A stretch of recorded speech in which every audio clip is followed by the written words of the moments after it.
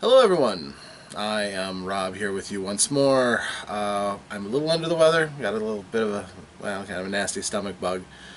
So today's Coffee with Rob is Water with Rob, but we'll make it work. This Coffee with Rob was inspired by a video posted by Rick Hilliard, the Fat Man GM, from his place Your Seat at the Table. I recommend you check him out on YouTube. I find him very engaging. He has this great old school perspective that it's not as common these days. Most people are talking about all the different ways to play the newest game, and he's still got fond memories of the way it used to be, so he puts out content that a lot of other people don't do. So I recommend him, and I'll try to link him in the description below. But this is a video response. Lately he's been talking about non-player characters in gaming. That's kind of a familiar passion for him, I've noticed. He loves them because for him that's the Game Master's opportunity to roleplay. They have a tremendous amount of uses that rarely get used these days. Using them to flesh out a party or shore up an area that the party is weak in, hirelings and henchmen. So he's been doing a video series where he's been talking about NPCs, how different ways of using them, and the way that they used to be used as opposed to how they're used today. This isn't about that. I told him I'd do a video response, but I didn't say it was going to be a response to his NPC thing. But I will make a blanket statement. NPCs are great. They are the glue that binds the world together. Yes, they're useful for a DM who wants to roleplay, and quite honestly, without them, yeah, the world seems sterile and empty. You need a certain amount of people in the world for the world to make sense. You need gas station attendants. When you go into a store, there should be people there. If you want to push forward, a storyline, there should be people who help to drive that, not just the player characters. A lot of those things will make sense, if you're not in a vacuum. Easier. And also give the Game Master direct input on what the players see, hear, and ultimately know. They're a great resource if you use them right. Most modern games don't require you, or even really encourage you, to have hirelings and henchmen, simply because most characters are a bit more self-sufficient than they used to be. Not as fragile like they were in the old days, so you don't need to bring along 3 times as many members of the party and hirelings and henchmen as you used to do. It was not unheard of back in the day for one player character to brave a dungeon. He would just have a retinue of hirelings that he would pay to come with him. And it was a fairly straightforward transaction. Come in, risk your life, you get a set amount of pay, and that was something we understood. So nowadays, it's not nearly as much of a thing. But like I said, not talking about that today. Nope. He mentioned something else that I felt the need to have a video response for, and that is the talk about healing potions. If you've seen his video, you'll probably go, "What?" Yeah, he spent a short amount of time talking about healing potions and them being ubiquitous in some worlds and cheapening the world in his imagination. And I'm going to refute that position now.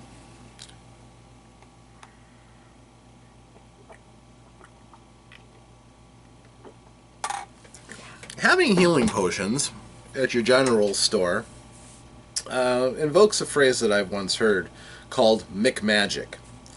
If magic is ubiquitous, it takes away the luster of it. So if you can find it at every street corner, magic being pushed, magic isn't as cool anymore. And that's an interesting argument. It's not one I subscribe to. It mostly depends on the narration the magic is given on how cool it is. But to be fair, there are some worlds that I have created and run that were fairly starved in magic. They didn't have healing potions you could just come across. And magical weapons and such were relatively unheard of. Many of my party members didn't get magical items until they were 8th level and beyond, which is unheard of in most most games I've seen or found out anything about. People like cool loot, and a lot of role-playing games are treated like the ubiquitous video games, looter shooters, where you're expected to be, if not inundated with a lot of magical items, at least their presence is going to be there so that you can count on a certain amount of magic becoming available to you. And that's fine. You can do that and balance that without turning the game into a Monty Hall campaign. That's another older term. A lot of people these days may use the term without really getting the roots of it. Monty Hall in this sense is Monty and then Hall, H-A-U-L, which is a reference from back in the day. The host of Let's Make a Deal was Monty Hall, H-A-L-L, and it was a game show that promised people could take risks and come out with great rewards. It was a game show, so a lot of times some of the risks were merely intuition and just guessing. Behind what door that has no clues would you take the prize on? Is it a donkey? You don't know. Is it like a trip to someplace? Could be. That was kind of what the game show hung its hat on. Monty Hall adventures or Monty Hall campaigns are ones where the treasure doesn't stop coming. There's a massive amount of treasure for your characters to find. Eventually your characters will have a choice between lots of different options, and quite frankly, it makes sense in a hyper-magical world. For instance, if you take away a little bit of the magic of some things and deem that they're available without magic, healing potions are a good option. Healing potions, potentially, could be created by herbalists or alchemists. Somebody who creates something special of value that you drink and all of a sudden your body feels better without having to worry about the whys and wherefores. It's instantaneous, glug, fine. Or at least better. Healing potions generally aren't that powerful. It's not like having a full cleric along, so it's something that you use to patch yourself up between battles or in a desperate circumstance. And they have a niche and they have a role. If, as a DM, you decide that healing potions are available at general stores that have a alchemist or a herbalist in town, or maybe a druid or some character class that would be involved with something like that, that does take away a little bit of the magic of the healing potions, because they're not really magic anymore. They're a tool to use in your campaign world. Something that with enough coin anybody can purchase. So if you can scrounge up that many gold, even a pauper who has saved every coin that he's begged and borrowed could have a healing potion, so that if he gets a life-threatening cut, he can go to the general store, give all of his savings, get a healing potion, and cure himself. The parallels between that and going to a store and buying a first aid kit or something like that is not tremendous of a leap. What we can do these days with modern medicines would seem like magic to people from 200, 300 years ago. Antiseptics and adhesive bandages and different ways of cleaning wounds and possibly even gluing your wounds together is still a concept that blows my mind a little bit. But it can make long-lasting impacts from something you can just walk into into your local corner store and pick up. They are functionally ubiquitous. There's not a lot of places where you can't find something so common because of their incredible usefulness. If you make healing potions that are no longer magical available, even if they are expensive, because that's miraculous, being able to drink a healing potion and instantly 2d4 plus 2 hit points back. And considering how few hit points your average person has, for adventurers they become a tool. For somebody like in a magical world, like I said, that pauper probably only has 2 to 5 hit points. So if he takes half of his life in a wound, that healing potion is miraculous and brings him back from death's door. Possibly. You may even have, churches and things who, rather than rely on having a person in the church who is blessed and anointed by a deity who can, with a wave of their hand, drive away injury and illness. If they instead have healing potions available, and that pauper comes staggering into their place with a, say, a stomach wound from a robber or an itinerant adventurer who decided that that NPC's life wasn't that important, so he just attacked him for no reason. I've seen that happen before. They might just say, okay, here, have this potion. Glug, glug, glug. They may have a price for that. They may be like, okay, well, you'll be expected to serve at the temple for a bit and help out with some things, washing dishes and who knows what, using whatever skills you have. But it's possible, because in this magical world, you can have miraculous healing off of relatively ubiquitous things. Just by changing the lens, just by changing the focus, you can scale things back so that the really powerful magic is still wondrous, but some things are day-to-day. Take magical weapons, magical swords. We'll say magical swords. Magical swords are always typically one of the most common. So your adventurers find a couple of +1 magical swords. And the players are like, these are kind of lying all over the place. If you, say, explain a +1 magical sword as not a magical sword, but something that could be created by advanced alchemy. Say, in the history of your world, there was a nation that had some of the greatest alchemists, and they continually made these enchanted swords, to make the army of this nation very strong.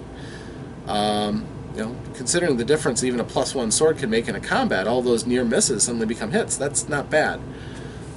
If you can get at that without needing magic, then the ubiquity of +1 weapons becomes fine. You have a game world where, your average warrior could expect to run around with a +1 weapon. They're not rarer than dragon's teeth. They're still valuable.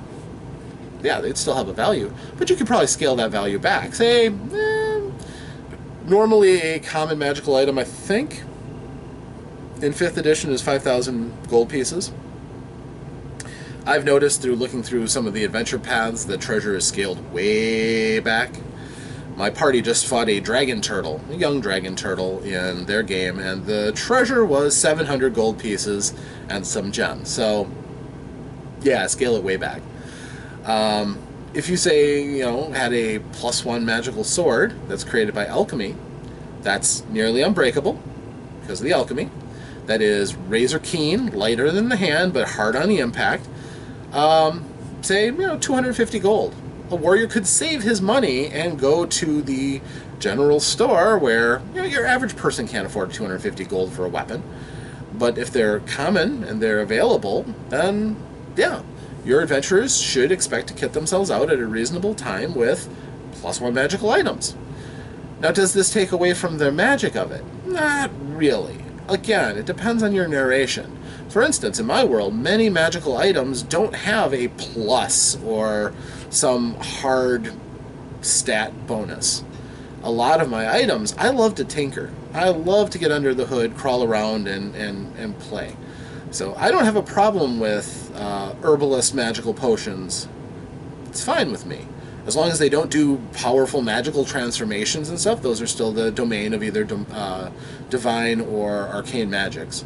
So a potion of polymorphing, for instance, would still require a wizard. There's no alchemical bypass or something like that. Although in your world you could have that, no problem.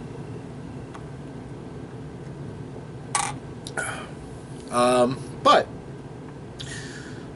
if you have that magical swords are common, then having a sword that's magical, true magic, but perhaps not as sought after as a +1 sword. For instance, the rogue in my group. I don't know if I talked about this before, but he has a magical short sword. I can't remember what it's called. The Glimmer Blade, I think. It offers no plus to attack or to damage. Its magic is more subtle. When you stab somebody with it in a sneak attack, it dazzles the person you've stabbed so that the next round, if you attack them again, you still have advantage on the attack and can get another sneak attack in.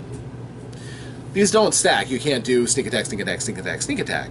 You'd have to go with some other means of getting that, but it means that that rogue, on his own, might be able to take out a foe that otherwise he'd need some help. He's a little bit more independent, you see, and doesn't need the party to change their strategies as much to validate his special ability. It was something that he found relatively early, I think like 3rd level, and while he now has some very nice swords, also of my own design, I give out birthday presents, so he now has these short swords, Rack and Ruin. Rack only harms living creatures. It's a +2 short sword. They're going against some pretty heavy-duty stuff, and honestly, I wanted to give him a little bit of a bump. So he can actually take his short sword and he can, go after a person. It's +2. It gives a bonus to sneak attacking living creatures. Ruin, on the other hand, cannot harm living creatures. It can only harm inanimate objects or magically animated objects. It does a decent amount of damage, and he can use sneak attacking damage on those things, so he can just carve through things like no difficulty. Something that they have used in the past. The only problem is if he can't destroy it in a single shot, it's going to just slide through. So if he can't go carving holes in walls and such. But it's, a cool magical item that hasn't unbalanced the game. He's, a bit more confident, enjoying the game better with his character, so I'm justified in giving it to him, I think. Okay, some people do have accused me of being a Monty Hall GM before, but, quite honestly, like looter shooters, the loot is fun. It's fun getting a new item and getting new and cool objects, especially if they aren't something that you can cookie cutter out of the book. So as a result, I love to tweak things. Wands, for instance. I generally create wands. They may be patterned after something, and occasionally I do use a cookie cutter because they make sense in the world. Somebody's going to make a traditional wand of magic missiles. But if that wand of magic missile is made out of rose crystal, the crystal is unbreakable, and it glows with an inner light to reflect how many charges it has, that became much cooler than you have a wand of magic missiles. And those are the kind of things that make magical items remain magical and valued to your players. Even if they're somewhat more ubiquitous, you can easily tweak and alter things to make them more compelling. And if you've, as I have in my World of Antir, ramped up the magic to a point where some things would become more ubiquitous and easy to find, the really cool stuff is really cool. Able to do things that are just outside of the scope of many of the things that are in the book. Because I'm pretty good at scaling challenges. So if I give the player a +4 sword that throws out fireballs, that's gross, but I would really hesitate to do something that ridiculous. Now, if it threw out 1 fireball and it was a +2 sword, well, realistically, a fighter could be expected to be an arcade knight throwing out fireballs. So if I give the Battle Master fighter a +2 sword that can throw a fireball a day, say, I don't consider that to be grossly, overreaching. It gives that character a little bit more flexibility and a quick bang that he can pull out without needing other people to help him as much. Does it lower the interdependency of the classes? To a point, but a lot of the classes already do that. There are a number of classes that work really well when they're paired with other people, but few of them actually require you to have the other people. So that's my thoughts on the subject. That's my video response to Rick. Thank you for watching. I'm Rob. I'm going to go get some rest, and I hope you all have a great time in the dungeon. Cheers. Farewell.